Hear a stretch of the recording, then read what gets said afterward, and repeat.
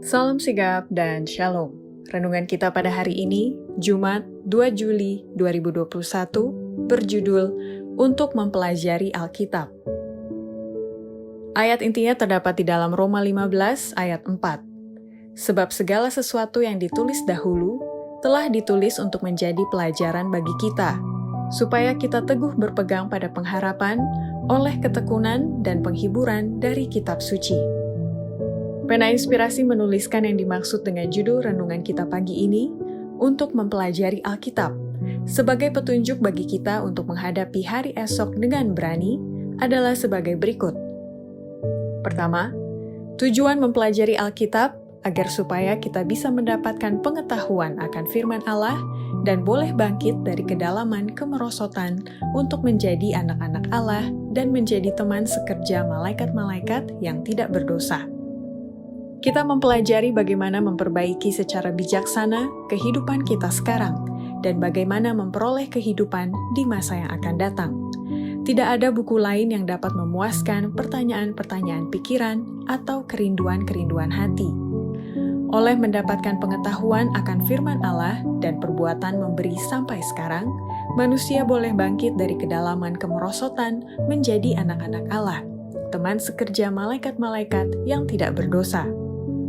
Kedua, manfaat mempelajari Alkitab agar kita mempunyai kuasa untuk memilih antara yang benar dan yang salah dan melatih pikiran tetap kuat.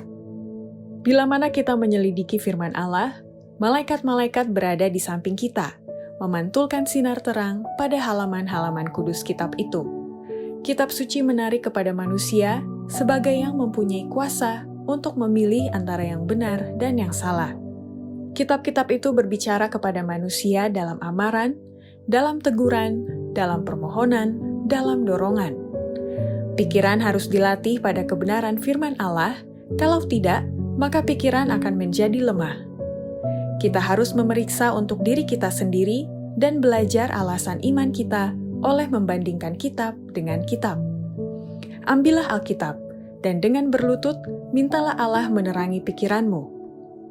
Ketiga, dampak mempelajari Alkitab adalah mengarahkan hidup menjadi benar dan supaya kita mengerti penyataan kemuliaan Allah dalam Kristus yang dapat membangunkan kekuatan jasmani, pikiran, dan rohani kita.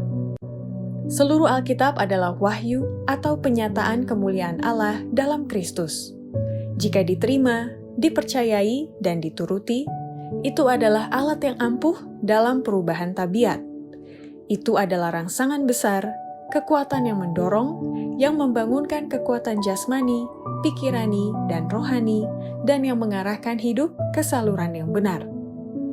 Keempat, hasil mempelajari Alkitab adalah membuat pikiran menjadi seimbang karena kuasa jasmani, mental, dan moral akan berkembang secara harmonis untuk bisa mengalahkan penggodaan.